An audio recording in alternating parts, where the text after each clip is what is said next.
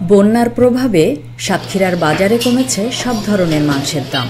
মাংস বিক্রেতারা বলছে, খামারে পানি উঠে যাওয়ার কারণে খামারিরা কম দামে বিক্রি করছে গরু ছাগল, আর এর ফলে কমছে মাংসের দাম। ফ্যালকন অ্যালুমিনিয়াম, মরিচা পড়ে না, ওই স্ক্র্যাচ প্রুফ। মাংসের বাজার একটু কম তুলনামূলকভাবে। এখন আমরা 650 টাকা 600 টাকা কেজি বিক্রি করছি, হাড় চর্বি সহ।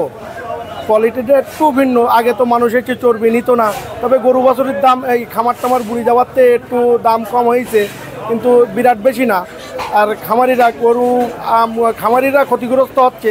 800 টাকার মহিষের মাংস 700 টাকা কেজি দরে, আর 750 টাকার গরুর মাংস 600 থেকে 650 টাকা কেজি দরে বিক্রি হচ্ছে। 500 টাকার দেশি মুরগি 430 টাকা, আর 180-90 টাকার পোলট্রি মুরগি 160 টাকা কেজি দরে বিক্রি হচ্ছে। 1050 টাকার খাসির মাংস 900 টাকায় বিক্রি হচ্ছে। বিগত সময়ের তুলনায় আছে এখানে গরুর মাংস, মুরগির মাংস বা অন্য যে মাংসের দাম, ব্রয়লার, লেয়ার মুরগি, এগুলোর দাম কিন্তু প্রায় 1 থেকে 150 টাকা পর্যন্ত কমেছে। একজন ক্রেতা হিসাবে আমি যেটা বলবো যে এটা অবশ্যই আমার পক্ষে বা আরও 10 জনের পক্ষে একটি স্বস্তিদায়ক বিষয়। দাম আগের ছাড়া অনেক কমেছে। পোলট্রি আসতো 160 টাকা কেজি, আর কাটাগুলো বেচছি 240 টাকা কেজি। মুরগির দাম স্বাভাবিক কিন্তু কম মনে হচ্ছে আজকে। আসতে দেখি দেখলাম ব্যানার দেখলাম গরুর মাংস 600 টাকা কেজি, দেখে ভালো লাগলো।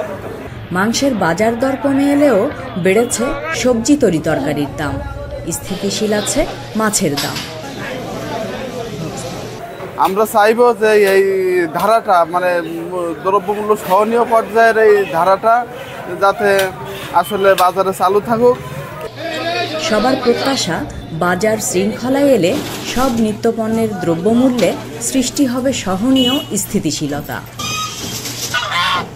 আমিনা বিলকিস ময়না, চ্যানেল 24, সাতক্ষীরা।